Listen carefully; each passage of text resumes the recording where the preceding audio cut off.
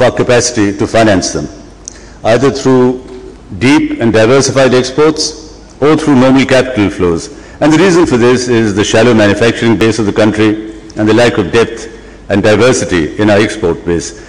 Now, while the solution to this is long-term, and there are many things, many aspects to it, at the core of it is the low savings and high consumption pattern of our economy. Consumption is 86% of GDP, savings 14%. We invest 21%, so 21% investment, 14% savings means we've got a 6 to 7% reliance at any one time on savings from abroad. So we have this external reliance. Now 21% is insufficient. The World Bank estimates that Pakistan, to get up to scratch on infrastructure in the medium term, needs to spend between 6 and 8% of GDP. We spend between 2 and 3%. And this year, because of constraints, nearer 2 than 3. So if you add that 7%, we need to be investing 28% at least. Hence, with a savings rate of 28% and an investment savings rate of 14% and an investment requirement of 28%, we've got a big job ahead of us. Now, while there will always be a certain amount of reliance on foreign inflows, we clearly have to increase domestic savings exponentially. The lack of depth in our financial markets in order to be able to do this is evident from the low financial leverage of the country, with almost total reliance on banks for capital mobilization. Just to compare Pakistan with other countries in terms of the depth of financial markets, and the financial markets are defined as bank deposits, government debt securities, private debt securities, and equity markets. The average for all the major emerging markets is 216%. In other words, financial assets are 2.16 times GDP. For China, this ratio is 307%, for India 202%, and for Pakistan 93%. The biggest place where Pakistan is out of step with other emerging markets, and certainly with the developed world, is the state of our private debt securities market, equal to 1% of GDP, as against 16% for China, 18% on average for emerging markets, and 7% for India. So, against this background, with international flows falling drastically as capital is retained or repatriated by major global banks from the larger economies, a gap of something like $800 billion opens up. The estimate of the IIF is that private capital flows in 2007 were $940 billion. They expect it to be rather less than $160 billion this year. And this means a withdrawal of bank placement lines, of lines for trade finance, all forms of alternate investment. In addition to this, trade is forecast to shrink by 10% this year. So against a 6% annual rate of growth since 1990, this year we're going to see in 1 year a shrinkage of 16%. Now, in this environment, we cannot expect either foreign direct investment or foreign debt from the commercial markets to play the complementary role as that they have done in the past in Pakistan. It's easy to forget what happened in the period 2004 to 2008. Foreign direct investment rose from levels of 1 or 2 billion to 8.5 billion by 2007, which is about 6% of then GDP. It was very significant. And it masked the deterioration in our current account because we had the capital inflows to offset our current account weaknesses.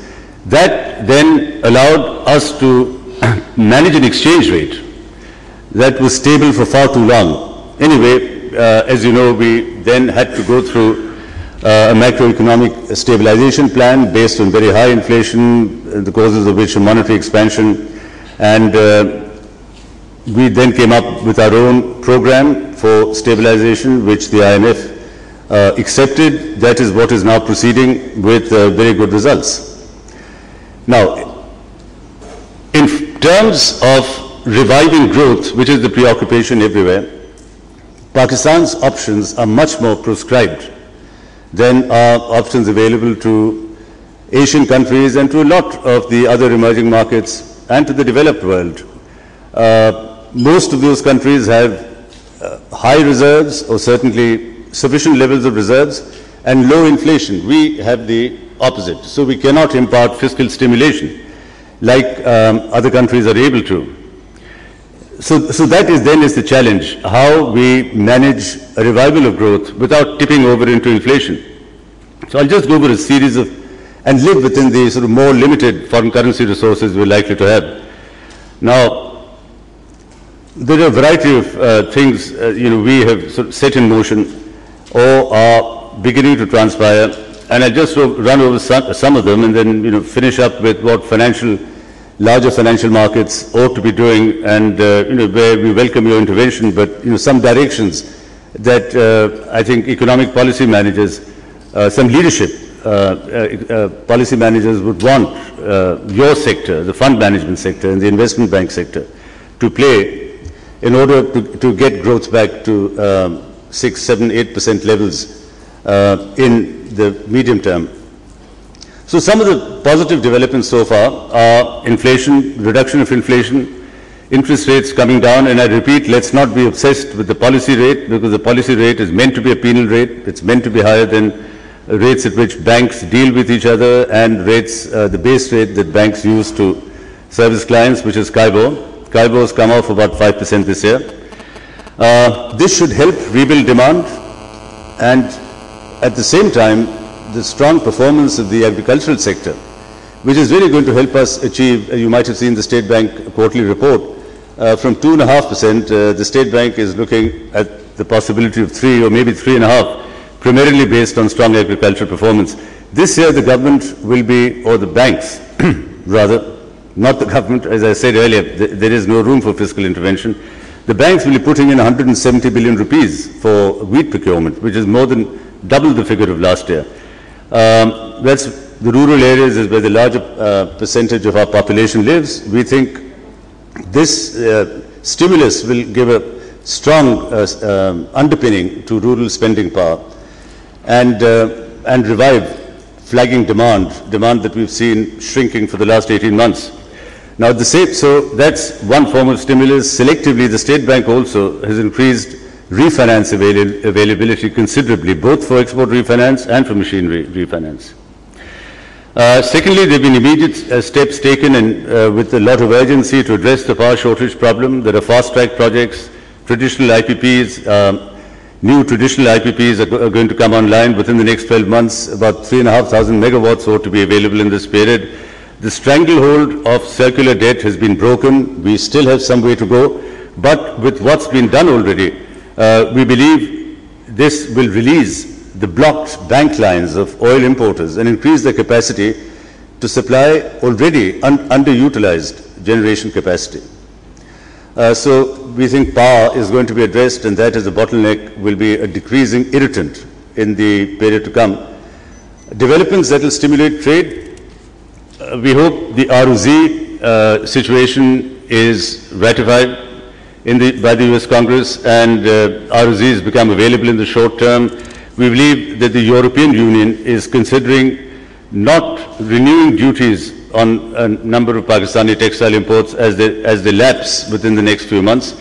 That is a positive development. We also need to look at ways, as do a lot of countries now, to look at ways of tying up less in trade finance through different initiatives. One example is more trade through regional clearing unions, where settlement is made on a net basis, so that you avoid tying up a lot of money in channels of trade. And so Pakistan is already a part of two such regional unions, and we have to see how much more